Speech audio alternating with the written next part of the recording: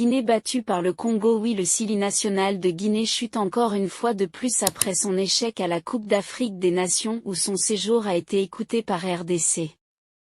Le Sili national de avait l'occasion de prendre sa revanche face à son ancien bourreau qui est en train de devenir petit à petit le bête noire de la Guinée.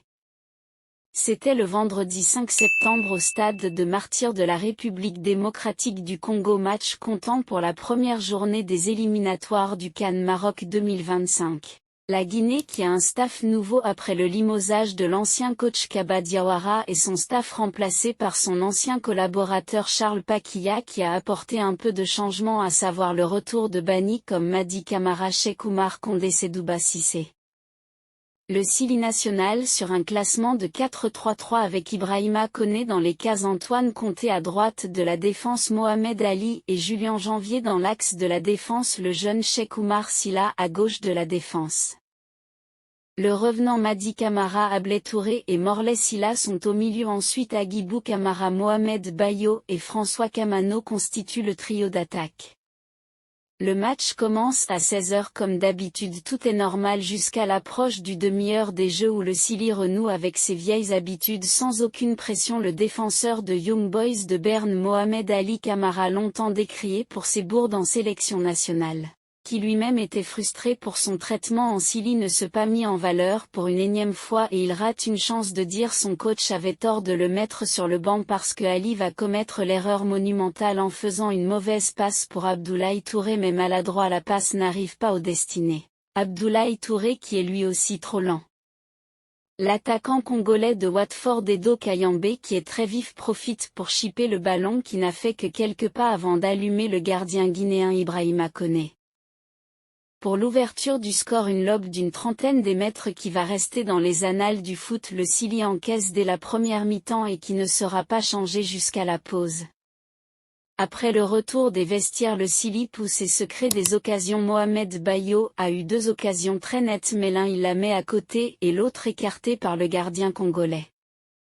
Le coach jette de 109 à la personne du joueur de Leganés Sedouba Cissé et Aliou Badara Baldé.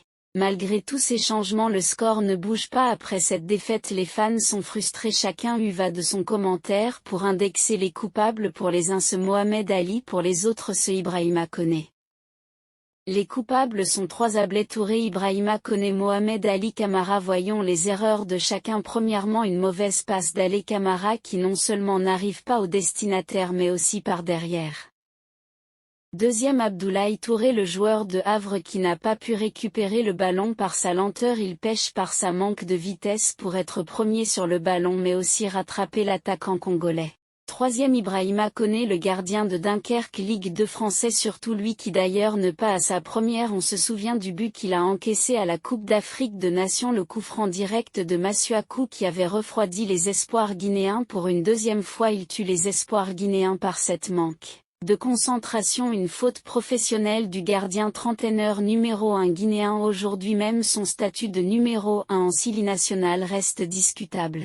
Oui, les langues commencent à se délire. Ibrahima Koné mérite-t-il d'être titulaire devant Moussa Camara qui a lui aussi un vécu sur le continent, sans parler qu'il a connu toutes les catégories des équipes nationales et la Ligue de champions africains qui vient d'être transférée en pompe en Tanzanie. Oui, la hiérarchie actuelle mérite-t-il d'être respectée, sans parler actuellement le Sili, même si la défense n'est pas complètement invulnérable mais elle n'est pas aussi une passoire le plus souvent. Ce début gag con. Encaisse. Il est temps de donner Moussa Pimpin Camara pour voir sa capacité à dans les cases. Pour Ibrahima Koné, non seulement il ne plus titulaire en D2 français mais enchaîne les bourdes. C'est notre avis, vous aussi donnez vos avis et surtout abonnez-vous pour soutenir la chaîne, likez, partagez.